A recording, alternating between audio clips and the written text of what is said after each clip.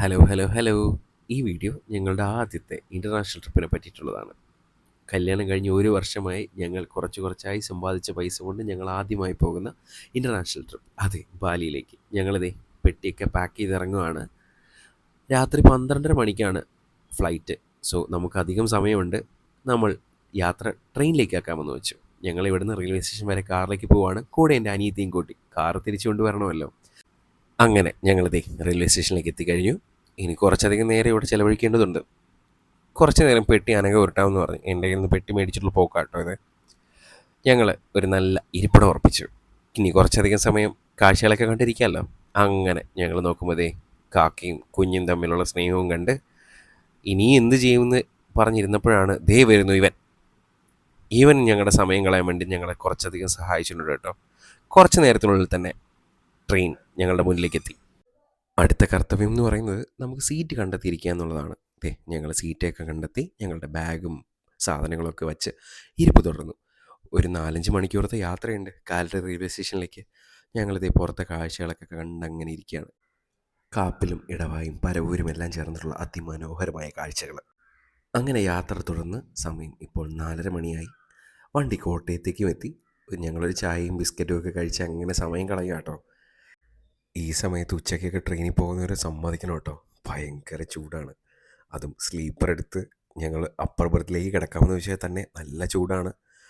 എന്നിട്ട് ഞങ്ങൾക്ക് ബോറടിച്ചപ്പോൾ ഞങ്ങളുടെ സ്ഥിരം പരിപാടിയായിട്ടുള്ള ലൂഡോ കളി തുടങ്ങി. ധാനങ്കയുടെ ഫോണാട്ടോ, സെക്കൻഡറി ഫോൺ. ഇതിനകത്താണ് ഞങ്ങൾ ഗെയിമൊക്കെ കളിക്കാറ്. സോ ഇത് ആളുടെ ഫോണായത് കൊണ്ടാണോ എന്നറിയില്ല, എപ്പോഴും ആൾ തന്നെ ജയിക്കാറുള്ളൂ ഇതിനകത്ത്. ഇത്തവണയും മാറ്റമൊന്നുമില്ല. എന്നെ തോപ്പിച്ചിട്ടുള്ള ചിരിയാട്ടോ ഈ കാണുന്നത്. സന്ധ്യാനേരമായി. ഞങ്ങൾ റെയിൽവേ സ്റ്റേഷനിലേക്ക് അടുത്തുകൊണ്ടിരിക്കുകയാണ്. ആലുവ റെയിൽവേ സ്റ്റേഷനിലേക്ക് എത്തി. ഞങ്ങൾ ഒരു ഊബറൊക്കെ എടുത്ത് ഇനി എയർപോർട്ടിലേക്ക് തിരിച്ചു. എയർപോർട്ടിൽ ബാഗേജിൻ്റെ പരിപാടികളും എല്ലാം കഴിഞ്ഞ് ഞങ്ങളങ്ങനെ ഇരിക്കുകയാണ്. അങ്ങനെ ഇരുന്നപ്പോഴാണ് ഞങ്ങൾക്കിനി എയർപോർട്ടൊന്ന് ചുറ്റിക്കറങ്ങാം എന്നുള്ള തോട്ട് വന്നത്. എയർപോർട്ട് ചുറ്റിക്കാണാം എന്നുള്ള മട്ടിൽ എല്ലാം നടന്ന് കണ്ടു. ഈ ആനക്കുട്ടന്മാരെയൊക്കെ കണ്ടു കേട്ടോ, നല്ല ഭംഗിയുണ്ട്. അങ്ങനെ ഇമിഗ്രേഷനും പരിപാടികളൊക്കെ കഴിഞ്ഞ് ലോഞ്ചിലേക്ക് എത്തി. ഇനി ഇവിടെ ഇരുന്നിട്ട് ഇനിയും സമയമുണ്ട് നമുക്ക്. അങ്ങനെ കടകളൊക്കെ ഒന്ന് കാണാമെന്ന് വെച്ചു, അകത്തെ ഡ്യൂട്ടി ഫ്രീ ഷോപ്സ്. അപ്പോഴാണ് ഞാനൊരു കാര്യം ആലോചിച്ചത്. എനിക്ക് ഈ കാലാവസ്ഥാ വ്യത്യാസങ്ങളൊക്കെ വലിയ പ്രശ്നങ്ങൾ വരുത്തും. സോ കുറച്ച് മരുന്ന് പ്രിക്കോഷണറി ആയി കൈ കരുതി അങ്ങനെ ഞങ്ങൾ വീണ്ടും യാത്ര തുടർന്നുകൊണ്ടേയിരുന്നു. സമയം കളയണമല്ലോ. അങ്ങനെ ആ ടൈം എത്തിക്കഴിഞ്ഞു. ഫ്ലൈറ്റിലേക്ക് കയറുകയാണ്. രാത്രി ആയതുകൊണ്ട് തന്നെ പുറമേയുള്ള കാഴ്ചകളൊന്നും കാണിക്കാൻ നിർവാഹമില്ല. ആകെ ഒരു ഇരുട്ടും. നേരെ ഒന്ന് ഇരുട്ടി വെളുത്തപ്പോൾ കൊലാലംപൂർ എയർപോർട്ടിൽ എത്തിയിട്ടോ. കാരണം ഇത് കണക്റ്റഡ് ഫ്ലൈറ്റാണ്. കൊലാലംപൂർ എയർപോർട്ടിലെത്തി. അവിടുത്തെ ഡ്യൂട്ടി ഫ്രീ ഷോപ്പിൽ നിന്നും അടുത്ത ട്രാൻസ്ഫർ സ്ഥലത്തേക്ക് പോയിക്കൊണ്ടിരിക്കുകയാണ്. ട്രാൻസ്ഫറിൻ്റെ പൊസിഷനിലേക്ക് എത്താറായി. ഇവിടുത്തെ കാഴ്ചകളെന്ന് പറഞ്ഞാൽ ഇവിടെ വലിയൊരു എയർപോർട്ടാണ്. വളരെ വലുതാണ് ഇവിടുത്തെ എയർപോർട്ട്. ഒരുപാട് കാഴ്ചകൾ കാണാനുണ്ട്. അടുത്ത ഫ്ലൈറ്റിലേക്ക് ബോർഡ് ചെയ്യാൻ പോവുകയാണ്. ഇത് രാവിലെ ആയതുകൊണ്ട് തന്നെ പുറമേയുള്ള കാഴ്ചകൾ ഞങ്ങൾക്ക് കാണിക്കാൻ പറ്റും. ഫ്ലൈറ്റിൻ്റെ സൈഡ് സീറ്റ് തന്നെ കിട്ടി. ഞങ്ങൾക്ക് രണ്ടാൾക്കും സീറ്റ്. അനഘയ്ക്ക് ഫ്ലൈറ്റിൻ്റെ സൈഡ് സീറ്റ് കിട്ടുക എന്നുള്ളത് വലിയ കാര്യമായിരുന്നു. ആ സന്തോഷം ഇപ്പോൾ കണ്ടത്. ബാലി എയർപോർട്ടായിട്ടുള്ള ഡെൻപാസർ എയർപോർട്ടിലേക്ക് എത്തി. ഞങ്ങളുടെ ബാഗേജിന് വേണ്ടി വെയിറ്റ് ചെയ്യുകയാണ്. ഞങ്ങളെ കാത്ത് പുറത്ത് ഞങ്ങളുടെ ഡ്രൈവർ അവിടെ നിൽപ്പുണ്ടായിരുന്നു. ഞങ്ങൾക്ക് ഈ മാലയൊക്കെ അണിയിച്ച് ഞങ്ങളെ ഹോട്ടലിലേക്ക് കൊണ്ടുപോകാനുള്ള പരിപാടിയിലാണ്. വരുന്ന വഴിയുള്ള കാഴ്ചകളാട്ടോ ഇതൊക്കെ. ഞങ്ങൾ ആ കാഴ്ചകളൊക്കെ ആസ്വദിച്ച് ഇങ്ങനെ നടന്നപ്പോഴാണ് ഇവനെ കണ്ടത്.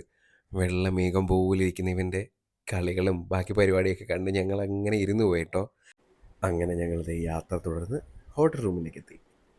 കൂട്ട ലെജി എന്ന് പറയുന്ന സ്ഥലത്തായിരുന്നു ഞങ്ങളുടെ സ്റ്റേ അറേഞ്ച് ചെയ്തിരുന്നത്. റൂമൊക്കെ കണ്ടു. ഞങ്ങളുടെ ബാഗൊക്കെ വെച്ചു. ഇതിൻ്റെ വൃത്തി കാണിച്ചു തരാം കേട്ടോ. അത്യാവശ്യം നല്ല വെൽ മെയിൻറ്റൈൻഡ് ആയിട്ടുള്ള നല്ലൊരു റൂമായിരുന്നു ഞങ്ങൾക്ക് കിട്ടിയത്. പുറമേ നോക്കിക്കഴിഞ്ഞാൽ സ്വിമ്മിംഗ് പൂളും അതിനനുസരിച്ച് തന്നെ ബുഫേ കൗണ്ടറും എല്ലാം കാണാൻ പറ്റും. ഇതാണ് വാഷ്റൂം ഏരിയ. വളരെ വെൽ മെയിൻറ്റൈൻഡ് ആയിട്ട് നന്നായിട്ട് നോക്കിയിരുന്ന ഒരു ഹോട്ട് റൂമാണ് ഞങ്ങൾക്ക് കിട്ടിയത്. ഞങ്ങൾ വേഗം റെഡിയായി അടുത്ത ഫസ്റ്റ് സ്ഥലത്തേക്കുള്ള യാത്രയിലേക്കുള്ള തയ്യാറെടുപ്പായിരുന്നു ഞങ്ങളുടെ വണ്ടിയിലേക്ക് വീണ്ടും കയറി. പൊയ്ക്കൊണ്ടിരിക്കുന്നത് ഫിൻസ് ബീച്ച് ക്ലബ്ബ് എന്ന് പറയുന്ന സ്ഥലത്തേക്കായിരുന്നു. ലോകത്തിൽ തന്നെ ഏറ്റവും വലിയ ബീച്ച് ക്ലബ്ബുകളിലൊന്നാണ് ഫിൻസ് ക്ലബ്ബ്. ഇവിടെ വന്നു. അതിനുശേഷം ഇവിടുത്തെ പരിപാടികളെല്ലാം കാണാനിടയായി. വളരെ എക്സ്പെൻസീവ് ആയിട്ടുള്ള കുറച്ചധികം കാര്യങ്ങളുണ്ടായിരുന്നു ഇവിടെ. ഒരു ടേബിൾ ബുക്ക് ചെയ്യാൻ തന്നെ അത്യാവശ്യം നല്ല എക്സ്പെൻസാണ് ഇവിടെ. ഞങ്ങൾ ഇവിടുത്തെ കാഴ്ചകളൊക്കെ കണ്ട് ഇവരുടെ സംഗീതമൊക്കെ ആസ്വദിച്ച് ഇവരുടെ പാർട്ടിയിലും കുറച്ച് നേരം കൂടിയതിന് ശേഷം മാത്രമാണ് നമ്മൾ ഇവിടുന്ന് ഇറങ്ങിയത്. ഇന്തോനേഷ്യയിലെ തന്നെ ഒരു റൈഡിങ് ആപ്പായിട്ടുള്ള ഒജക് എന്ന് പറയുന്ന ഒരു ആപ്പ് വഴി ഓർഡർ ചെയ്ത ആളാട്ടോ ഇത്. ആൾ നന്നായിട്ട് സംസാരിക്കുന്നുണ്ടായിരുന്നു. ബാക്കി വിശേഷങ്ങളുമായിട്ട് അടുത്ത വീഡിയോ കാണാം. ബായ്.